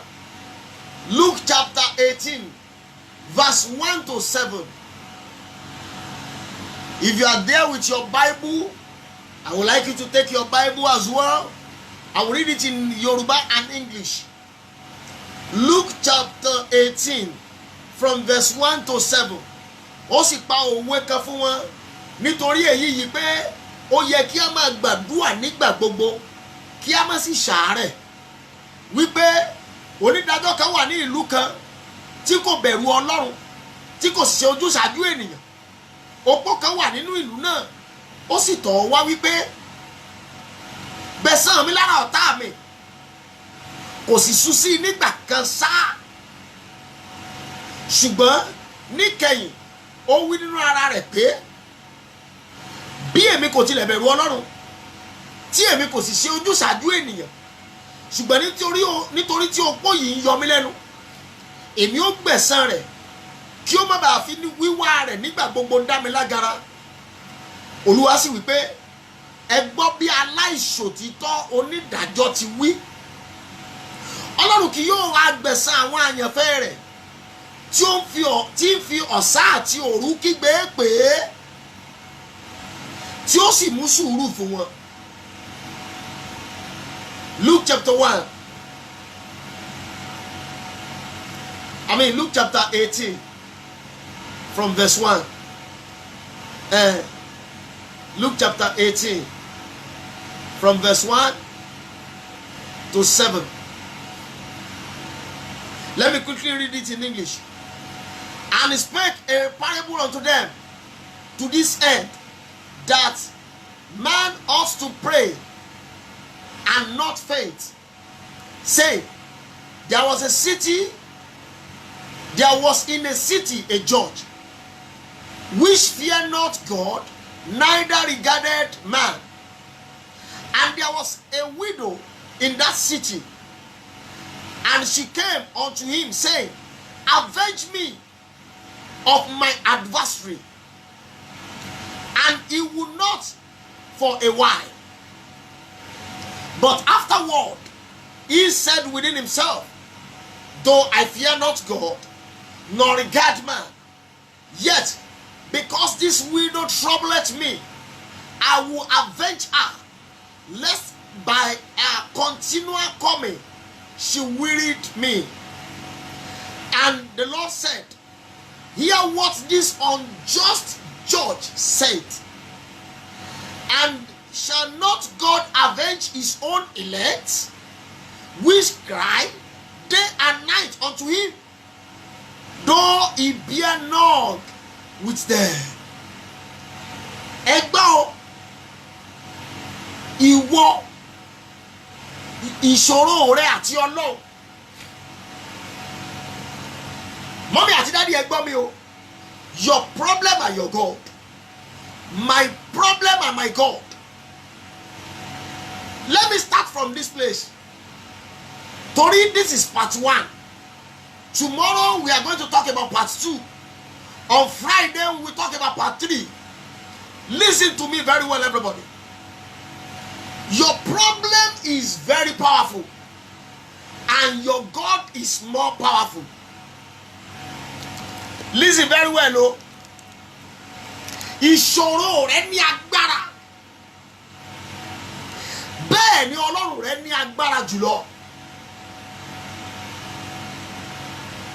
Táwa la lágbára nínú àwọn méjèèjì. Jẹ́ kí n sọ eléyìí fún gbogbo ọmọ Ọlọ́run tó ń wò mí. Because a máa gba àwọn àdúrà kan láàrin ìṣẹ́jú tó kù yìí. This 17 after 12. Ìṣòro ó ní agbára débi wípé a máa sọ ọlọ́gbọ́n di òpè. Ìṣòro ní agbára débi wípé a máa sọ aládùúgbò dẹni tí ò máa dùn àgbà. Listen and listen very well. Oh my God. If you see anybody around you that doesn't understand Yoruba, please help me to interpret. You can help me to interpret. Your problem is very powerful and your God is very powerful. Ìṣòro a máa sọ arẹwà, a pretty lady or an handsome man, problem can turn them to an ugly person. Tó jẹ́ pé tẹ́lòmí bá pàdé ìṣòro, yóò múra débi pé yóò gbàgbé bóyá kóhun ṣe makeup. Yóò múra débi pé yóò gbàgbé bóyá kóhun tiẹ̀ yarun. Wọ́n wá máa sọ fún pé lágbájá aṣọ tó wọ̀ yóò dá lóhùn tiẹ̀ mọ̀. Ìṣòro a máa gbé ọlọ́gbọ́n kúnlẹ̀ síwájú òpè. Bẹ́ẹ̀ ni sà, ìlàkọjá a máa gbé ẹni tó ní ọgbọ́n á lọ kúnlẹ̀ síwájú òpè pé kí òpè ó gbàdúrà fóun. Bẹ́ẹ̀ ni sà o, mo lè rántí nígbà kan tí mo ní ìlàkọjá kan lórí ọ̀rọ̀ church. Ẹnìkan bá lóun wá mú mi lọ ọ̀dọ̀ sí Ọlọ́run kan pé wọ́n gbóná gan. Mi ò mọ̀ pé wọ́n padà gbóná tòótọ́. Nígbà tí mo débẹ̀, ẹ̀rù bà mí. Ẹni tí èmi tí mo ní church ńlá tí Ọlọ́run gbé church jẹ́ tó jẹ́ pé Sunday service wa gan, we are over 200. nígbà tá máa mú mi débẹ̀ ẹni tán ní kí n wá lọ bá ṣọ́ọ̀ṣì rẹ̀ ojú ṣọ́ọ̀bù lọ ló wá lóun ó ṣe awọ́rò fún mi pé ṣọ́ọ̀ṣì mi ó kún títà mo wá fọwọ́ lẹ́rọ̀ mo wò pé kí ló dé tóun ò ṣe awọ́rò kí ṣọ́ọ̀ṣì tiẹ̀ ó kún títà mo tún bi wọ́n lérè pé ẹsikísà ṣé bíi náà ní ṣọ́ọ̀ṣì yín ó ní bẹ́ẹ̀ ni sà ó ní tóun bá fẹ́ ṣe òun á ṣe òun òkè tí ìralẹ̀ ni mo wá rántí òwe àwọn àgbà nínú bíbélì àwọn bàbá wa ìṣẹ́nu bíbélì tá a kà yóò bíbélì òwe Yorùbá ni wọ́n ń pè bẹ́ẹ̀ bíbélì Yorùbá tí wọ́n sọ pé bíbélì Yorùbá orí 4 ẹsẹ̀ 17 chapter 4 verse 17 ó ní ẹni tí ó daṣọ fún ni tọrùn rẹ̀ láwò èmi dẹ̀ ti enclose 5,000 naira pé mi ò lè lọ síwájú wòlíì lásán láì ṣe pé mo fún wọn ní ọrẹ bí mo ti fún ní ọrẹ báyìí tó jẹ́ envelope wáyé ó ní ẹtún kúnlẹ̀ ẹjẹ́ àgbàdua ó ní nínú oṣù yìí mi ò tí ì rẹ̀yàn fún mi 1,000 ẹ̀yin fún mi ní 5,000 mo wò pé ó ní màá jẹ́ ká ẹ̀ mọ̀ pé mo wá wò báyìí ìṣòro ó ní agbára débi wípé let me tell you something débi wípé a máa mú kí olówó kó lọ kúnlẹ̀ níwájú tálíkà ìṣòro ní agbára débi wípé ẹni tí ò gbọ́n tó ẹ a máa sọ fún yín pé mọ́mì kí ló dé táyì náà ṣe báyìí ìṣòro a máa sọ ọlọ́gbọ́n di òpè ó ní mo fi sọ pé my problem my God àṣẹ Joseph lè túmọ̀ àlá ó sì wà nínú ẹ̀wọ̀n àṣẹ Joseph lè túmọ̀ àlá ó dẹ̀ ń ṣe ọmọ ọ̀dọ̀ fún ẹnìkan and let me tell you something a máa ráyè tú ọ̀rọ̀ yìí ní ọ̀làsà àṣẹ àlá tó máa túmọ̀ tí ògo rẹ̀ ó fi la ayé já àṣẹ nìkan ò tí ì lálàá yẹn. I'm talking to somebody tonight. The reason why tó fi pẹ́ nínú ìṣòro yẹn ni wípé ẹni tó ní solution ìṣòro rẹ lọ́wọ́ ò tí ì pàdé ẹ̀. That is the reason why tí ìṣòro yẹn fi pẹ́ tó bẹ́ẹ̀. Ìkórìtà yìí ni wàá ti wá bá Ọlọ́run sọ̀rọ̀ tí wàá ti bẹ Olódùmarè pé fi gbogbo agbára rẹ gba agbára kúrò lọ́wọ́ ìṣòro mi. Àṣé àwọn tó ń fún Joseph ló ń jẹ nínú ẹ̀wọ̀n tí wọ́n sọ pé iye aago báyìí ni kò jẹun àṣírú àwọn èèyàn bẹ́ẹ̀ yóò sì padà dọ̀bálẹ̀ níwájú Joseph. Òun ni mo fi sọ pé ìṣòro a máa mú kí ọlọ́gbọ́n lọ jókòó sáàárín àwọn òpè. Where you find yourself today is not your location. It's because of the problem you are facing. It's because of the problem you are encountered today. But if I want to tell you the real fact tonight, your God, my God, our God is more powerful than that problem. By the time God intervened, fully into that problem, you will see that the solution is very small. Solution sí ìṣòro rẹ nǹkan kékeré ni, ṣùgbọ́n torí pé ọwọ́ Ọlọ́run ò tí ì wọbẹ̀, mo sọ tẹ́lẹ̀ sí ayé gbogbo ẹ̀dá tó ń wò mí lálẹ́ yìí lórúkọ Jésù, ọwọ́ Ọlọ́run ó yá kó wọnú ìṣòro rẹ yẹn wáyé. Ọjọ́ tí ọwọ́ Ọlọ́run wọnú ìṣòro àwọn ọmọ Ísírẹ́lì nílẹ̀ Egypt, ọjọ́ yẹn gẹ́gẹ́gẹ́gẹ́ ni wọ́n jáde. Ó sọ fún Mósè, ó ní màá fi ọwọ́ mi mú yín jáde. If your amen can roar like thunder wherever you are watching the program tonight, ọwọ́ Ọlọ́run fúnra rẹ̀, ọwọ́ Jésù fúnra rẹ̀, ọwọ́ Ẹ̀mí Mímọ́ fúnra rẹ̀, ọwọ́ mẹ́ta lọ́kan fúnra rẹ̀ lórúkọ Jésù yóò wọnú ìṣòro rẹ wá. Hey, mo lè rántí orin kan, orin ti pẹ́, orin Orin 2000 and no, orin 1996. Orin yẹn sọ wípé rìn ayé mi kọjá fúnṣẹ́ agbára rẹ, rìn ayé mi kọjá o fúnṣẹ́ ìyanu rẹ, rìn ayé mi kọjá fúnṣẹ́ agbára rẹ, rìn ayé mi kọjá o fúnṣẹ́ ìgbàlà rẹ. Yes, sir. When God is fully intervened, your problem will be seen small. Thank you, ma. Your delay is not God's denial. Torí pé orí ìdádúró kékeré, ó ti wá wò pé Ọlọ́run pa ọ́ tì. Your God is more powerful than your problem. Ogun tí wọ́n ń wò pé ní agbára yẹn ọ̀lẹ ni. Jẹ́ kí n release yẹn lálẹ́ yìí. Torí ní ọ̀la tá a bá ti yin Ọlọ́run díẹ̀, màá tètè wọnú ìwàásù, á wá fi àdúrà parí ẹ̀. Á wá fi àdúrà parí ẹ̀ tó ló kù bí 5 minutes tá a fi máa parí lálẹ́ yìí. The same thing tomorrow. This program will start by 11. By 11 p.m. Nigerian time to 12:30 a.m. Nigerian time. So ẹ̀yin tẹ́ wà ní America, tẹ́ wà káàkiri, mi ò mọ time, I don't know your time, but I will be very happy if you can join us tomorrow.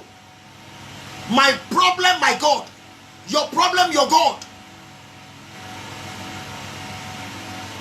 Yes. Bí o bá rí ìdádúró kò túmọ̀ sí wípé Ọlọ́run ti pa ọ́ tì. Let me tell you something tonight. Rachel rí ìdádúró. Rachel was delayed purposely because God wants her to give birth to a prime minister.